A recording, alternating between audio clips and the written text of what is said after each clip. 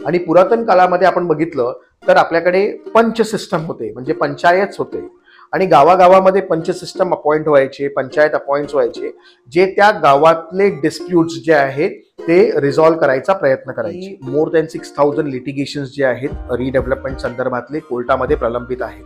आणि मग हे जे डिस्प्यूट्स जे आहेत हे फास्टर वेनी रिझॉल्व्ह व्हावे, सेक्शन 11 जो आहे आर्बिट्रेशन ऍक्टचा, तर त्या सेक्शन 11च्या माध्यमातून तुम्ही कोर्ट्समध्ये जाऊन आर्बिट्रेटर अपॉइंटमेंट करू शकता.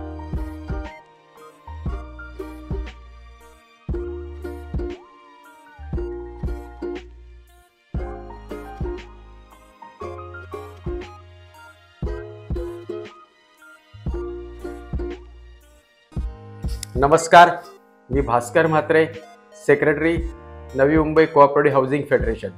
कोणतेही ॲग्रीमेंट करताना मग ते रिडेव्हलपमेंट असू दे किंवा सेल्फ रिडेव्हलपमेंट, ॲर्बिट्रेशन एक क्लॉज आपण टाकतो, त्याचं महत्त्व काय आणि त्याचबद्दल माहिती देण्यासाठी आज आपण ॲडव्होकेट परब सरांना इथं आमंत्रित केलेलं आहे. तरी मी ॲडव्होकेट परब सरांना विनंती करतो की त्यांनी आमच्या श्रोत्यांना आर्बिट्रेशनचं महत्त्व याबद्दल माहिती. धन्यवाद म्हात्रे सर. आपला आजचा विषय आहे arbitration clause in development agreement. आणि ज्यावेळेला आपण आर्बिट्रेशन क्लॉज संदर्भात बोलतो त्यावेळेला आर्बिट्रेशन काय आहे ते पहिलं जाणून घेऊया. आणि आर्बिट्रेशन म्हणजे आपल्याला हे कळतं की फास्टेस्ट डिस्प्यूट रेझोल्युशन मेकॅनिझम. आपल्याला जसं आर्बिट्रेशन आता आपल्याला आर्बिट्रेशन अँड रिकन्सिलिएशन ऍक्ट 1996 मध्ये पाहायला मिळतं, तीच पद्धत पुरातन काळापासून चालत आलेली आहे. आणि पुरातन काळामध्ये आपण बघितलं तर आपल्याकडे पंच सिस्टम होते, म्हणजे पंचायत होते आणि गावागावामध्ये पंच सिस्टम अपॉइंट व्हायचे, पंचायत अपॉइंट व्हायचे, जे त्या गावातले डिस्प्यूट्स जे आहेत ते रिझॉल्व्ह करायचा प्रयत्न करायचे. आणि ही जी सिस्टम होती म्हणजे पंच अपॉइंटमेंटची जी सिस्टम होती त्यामध्ये 3 क्रायटेरिया जे आहेत ते प्रामुख्याने आपल्याला दिसतात. पंच हे त्यांच्या वेल्थ, त्यांची सोशल रिलेशन्स आणि त्यांची इन्फ्लुएन्स टुवर्ड्स द कम्युनिटी, ह्या क्रायटेरियावरती पंच सिलेक्ट व्हायचे आणि हे पंच जे आहेत हे डिस्प्यूट्स जे आहेत ते डिसाईड करायचे. मग हीच सिस्टम आपण आपलं इंडियन एन्शियंट ज्युरिस्प्रुडन्स जर पाहिलं तर त्यामध्ये तिथे देखील आपल्याला 2 मेथड्स डिस्प्यूट रेझोल्युशनचे मिळतात. एक पहिला मेथड जो आहे तो राजांनी अपॉइंट केलेले जे कोर्ट्स आहेत, म्हणजे राजाने जे कोर्ट्स एस्टॅब्लिश केलेले आहेत त्या कोर्ट सिस्टमच्या द्वारे तुम्ही डिस्प्यूट रिझॉल्व्ह करू शकता. आणि दुसरी सिस्टम जी आहे ती आर्बिट्रल इन्स्टिट्यूशन्स. मग तिथे आपल्याला काही शब्द पुरातनमध्ये आपल्याला पाहायला मिळतात की पुगा कोर्ट्स होते किंवा गिल्ड्स होते, जे ट्रेडर्स असायचे त्यांच्यासाठी गिल्ड्स स्पेसिफिक आर्बिट्रल इन्स्टिट्यूशन्स होत्या. त्यानंतर कुलाज होते, जिथे विलेजमध्ये एल्डरली पीपल्स असायचे त्यांना अपॉइंट केलं जायचं. तर ह्या सिस्टम्स आपण पुरातन काळापासून पाहत आलेलो आहोत. तीच सिस्टम आर्बिट्रेशन ऍक्टमध्ये इथे डिफाईन केलेली आहे.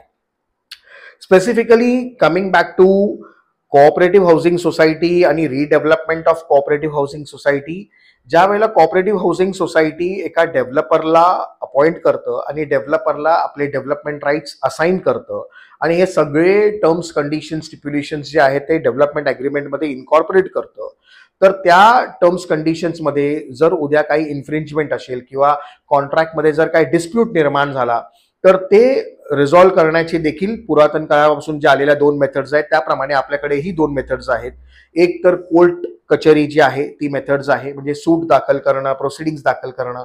आणि दुसरी मेथडॉलॉजी आहे ती म्हणजे आर्बिट्रेशन इन्स्टिट्यूशन्स.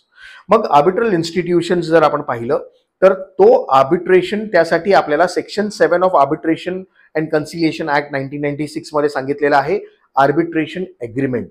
आणि त्यासाठी कुठलं सेपरेट ॲग्रीमेंट करायची ही जरूरत नाही.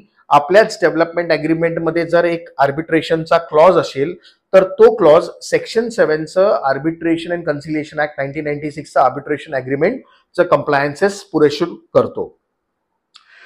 तर तो क्लॉज जो आहे तो योग्य रीतीने आपण तिथे डिफाईन करणं, whether we are appointing a sole arbitrator or any party may appoint its own arbitrator, आणि मग नंतर दोन्ही आर्बिट्रेटर मिळून एक तिसरा आर्बिट्रेटर अपॉइंट करतील, अशा तऱ्हेने ते वेगवेगळे क्लॉजेस आपल्याला वेगवेगळ्या ॲग्रीमेंटमध्ये पाहायला मिळतात. जनरली आपण सजेस्ट करतो प्रत्येक हाऊसिंग सोसायटीला की to incorporate such proper arbitral clause, arbitral dispute resolution clause in your development agreement. आणि तो क्लॉज जो आहे तो आपल्या section 7 arbitration and conciliation 1996 act प्रमाणे असावा, असं आपण प्रत्येक संस्थेला आपण रिक्वेस्ट करतो. ह्यानी काय होईल तर ह्यानी आज आपण पाहतो की मोर दॅन 6000 लिटिगेशन्स जे आहेत रिडेव्हलपमेंट संदर्भातले कोर्टामध्ये प्रलंबित आहेत. आणि मग हे जे डिस्प्यूट्स जे आहेत हे फास्टर वेनी रिझॉल्व्ह व्हावे, जेणेकरून आपली जी लोक बाहेर राहत असतात रिडेव्हलपमेंटमध्ये त्यांना त्रास कमीत कमी व्हावा आणि त्यांना पुन्हा रिडेव्हलपमेंट त्यांचं सक्सेसफुल व्हावं, या हेतूने हे आर्बिट्रेशन क्लॉज जो आहे तो आपल्या डेव्हलपमेंट अग्रीमेंटमध्ये महत्वाचा आहे. जर आपण आर्बिट्रेशन क्लॉज त्यामध्ये इन्क्लूड केला आणि उद्या भविष्यामध्ये जर डेव्हलपर आणि सोसायटीचे काही वादविवाद झाले तर त्यामध्ये आपल्याला ह्या नोटीसच्या माध्यमातून आर्बिट्रेशन जे आहे ते इन्व्होक करता येतं. जर सोल आर्बिट्रेटर असेल आणि जर तो सोल आर्बिट्रेटर अपॉइंटमेंटमध्ये दोन्ही पार्टी सक्सेसफुल नाही झाल्या, म्युच्युअल अंडरस्टँडिंग नाही झालं, तर मग इवन तुम्ही सेक्शन 11 जो आहे आर्बिट्रेशन ऍक्टचा, तर त्या सेक्शन 11च्या माध्यमातून तुम्ही हा कोर्ट्समध्ये जाऊन आर्बिट्रेटर अपॉइंटमेंट करू शकता. तिथून आर्बिट्रेशन अपॉइंटमेंट झाल्यावरती त्याच कोर्टामध्ये तुम्ही सेक्शन 9ची देखील प्लिडिंग्स घेऊ शकता. सेक्शन 9 हे इंट्रीम रिलीफसाठी आहे, म्हणजे इंट्रीम प्रोटेक्शनसाठी आहे.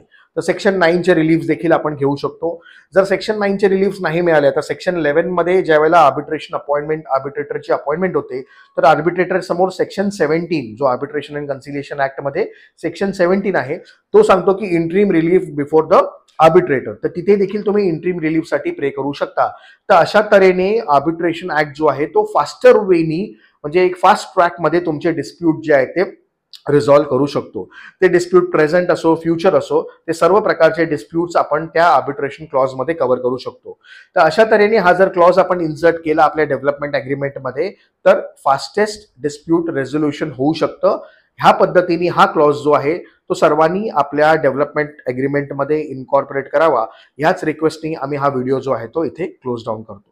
धन्यवाद.